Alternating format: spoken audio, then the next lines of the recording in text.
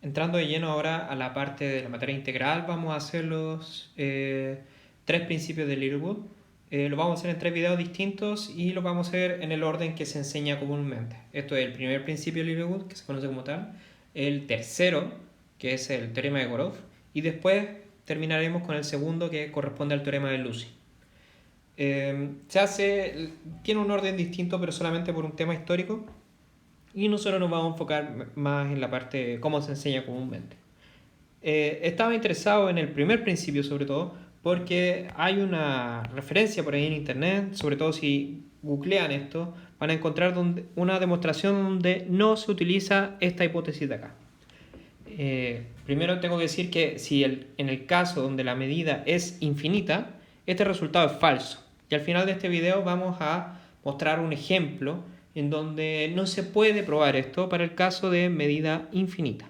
Entonces podemos escribir acá y podemos poner falso. Lo segundo que podemos notar es que como tenemos una diferencia simétrica, podemos escribir la definición. Una diferencia simétrica corresponde a cada uno quitarle la parte del otro, por así decirlo, en donde la definición es e menos u y a esto le vamos a unir u menos e. En un dibujo podemos tomar dos conjuntos así y la diferencia simétrica corresponde a la unión menos la intersección. Entonces puedo decir que este es e y este es u. Entonces podemos notar de que estos u's no necesariamente tienen que estar adentro del e, sin embargo están lo suficientemente cerca para que este trabajo funcione. Y como podemos notar también, este u corresponde a una colección finita de intervalos y tenemos un épsilon. Entonces acá nos está gritando de que tenemos que utilizar la definición de la medida Lebesgue generada como una medida externa. Entonces, solamente para recordar, podemos escribir acá que la medida externa de un conjunto A corresponde al ínfimo de la suma de los largos de los intervalos con n en los naturales, donde el largo acá lo vamos a definir en el caso de un intervalo de esta forma, A, B, como la diferencia entre los bordes. Recordemos que también podemos generar otras medidas donde podemos multiplicar este valor por algún real positivo, pero vamos a tomar la clásica. Y la idea es que la unión de estos intervalos tienen que contener al conjunto. Entonces vamos a ir cubriendo esto y tomamos el ínfimo y ya tenemos la medida externa. Y esto es lo que le ponemos medida de Lebesgue. Ya, entonces ahora tenemos todas las herramientas necesarias para hacer el ejercicio. Comenzando con el ejercicio, entonces podemos poner una línea acá y tenemos epsilon, tenemos intervalo, entonces vamos a usar esta medida externa. Entonces, dado epsilon mayor a 0, existe, ¿no es cierto?, una colección de intervalos, colección numerable, tal que tenemos que E va a estar cubierto por esta unión de intervalos y además la medida de estos intervalos va a estar epsilon cerca. Y entonces, como es un ínfimo, entonces tenemos que la medida de estos intervalos en suma, ¿no es cierto?, va a tener que ser menor o igual a la medida del conjunto E más el épsilon. Acá, bueno, otra observación que podemos hacer es que nos están pidiendo menor a epsilon y probablemente como estamos con un epsilon acá, probablemente vamos a llegar a un resultado donde nos dé un 2 epsilon, 4 epsilon, pero bueno, sabemos que podemos dividir este epsilon por algún factor y luego llegamos al epsilon que necesitamos, así que ese no va a ser un gran problema al respecto. Entonces ahora lo que tenemos es que como la medida de E es finita, lambda de E es finita, entonces tenemos que esta suma es convergente.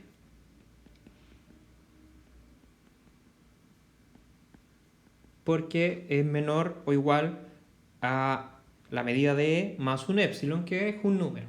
Y como esta cosa es convergente, entonces podemos usar la definición de sumas convergentes, y como son todos números positivos, podemos saber de que la cola en algún momento va a ser muy muy pequeña. Entonces existe un n sub epsilon en los naturales, donde la cola, esto es n mayor o igual a n sub epsilon, de lambda de i sub n, va a tener que ser menor a epsilon. Bueno, y con esto el ejercicio ya parece más o menos listo, porque si nos damos cuenta, lo que tomamos fue la cola de estos intervalos y por lo tanto, si tomamos como u a la unión de los primeros intervalos, esto es desde n igual 1 hasta n epsilon menos 1, entonces de este modo podemos notar de que la cola de estos intervalos va a tener que ya tener una medida menor a epsilon y estos de acá ya van a estar suficientemente cercanos a nuestro conjunto E. Comprobémoslo. Entonces lo que tenemos que ahora calcular es cuánto vale la medida de E en diferencia simétrica con U. Si esto nos da, repito, 2 epsilon o 4 epsilon o 50 epsilon, ya deberíamos estar bien porque simplemente vamos a empezar a tomar otras constantes y vamos a llegar al resultado que necesitamos. Y como sabíamos, la diferencia simétrica corresponde a E menos U unión U menos E. Entonces calculamos estas cosas por separado y deberíamos llegar a un resultado razonable. Ya, veamos cuánto vale el primero que está ahí, E menos U. Como notamos, E está contenido en esta unión. Acá está.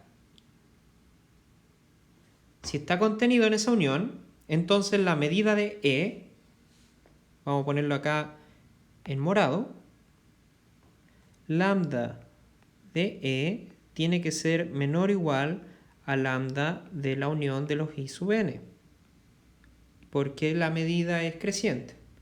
Por lo tanto, usando esto, podemos ver de que esto tiene que ser menor o igual a lambda de la unión de los i sub n, y vamos a escribir el u como está definido, que corresponde a la unión de los i sub n desde n igual 1 hasta n epsilon menos 1. Y ahora lo que tenemos es que este miembro de acá es subconjunto de este, y por lo tanto lo único que vamos a hacer es quitarle los n epsilon menos 1 miembros de esta colección. Por lo tanto, esto de medida de acá va a tener que ser igual a lambda de la unión desde n igual a n epsilon hasta infinito, o n mayor o igual a n epsilon de esto i sub n. Y luego entonces la medida de la unión es menor o igual a la suma de la medida de cada uno de los miembros. Por lo tanto, esto va a tener que ser menor o igual a la suma de lambda de i sub n con n mayor o igual a n epsilon, y esto por construcción que está acá tiene que ser menor a epsilon. Por lo tanto, esta parte ya está lista. Lo único que nos falta es probar de que la medida de este amiguito de acá también sea menor a epsilon. Entonces, podemos mover esto para acá y ponemos una línea. Y ahora veamos cuánto vale la medida de U menos E. Recordemos, U corresponde a los primeros en intervalo. Entonces vamos a escribir acá, lo voy a escribir en morado. U era igual a la unión de esto i sub n desde n igual 1 hasta n epsilon menos 1, y por lo tanto U es subconjunto de la unión de todos estos i sub n desde n igual 1 hasta más infinito. Entonces vamos a usar el mismo truco. Es la misma cuestión. Entonces esto de acá va a tener que ser igual a lambda de U de i sub n con n en los naturales, perdón, menor o igual, porque esto proviene de esta contención que está acá, menos el conjunto E. Y recordemos lo mismo que usamos anteriormente, que E está contenido en esta unión. Por lo tanto, acá podemos usar la propiedad de la resta. Además, cada miembro tiene medida finita, tanto E como la unión. Ambos tienen medida finita. Entonces esto acá va a ser igual a la medida de la unión de los I sub n con n los naturales menos la medida de E. Y bueno, esto va a ser menor o igual a la suma de la medida de cada uno de estos miembros menos la medida de E. Y ahora recordemos que por construcción de estos intervalos, esto tenía que ser menor o igual a la medida de E más un epsilon. Entonces tenemos esto de acá, y ahora cancelando, esto de acá nos da igual a epsilon. Por lo tanto, la medida de este amiguito de acá arriba tiene que ser menor o igual a epsilon, porque acá están los menores o iguales, y lo mismo ocurre con el otro, también tiene que ser menor a epsilon. Por lo tanto, aquí llegamos, si nos damos cuenta, podemos alejar esto. Entonces, los resultados que tenemos es que la medida de E triángulo U, que corresponde a la medida simétrica, va a tener que ser menor a 2 veces epsilon. Y de este modo está resuelto este problema.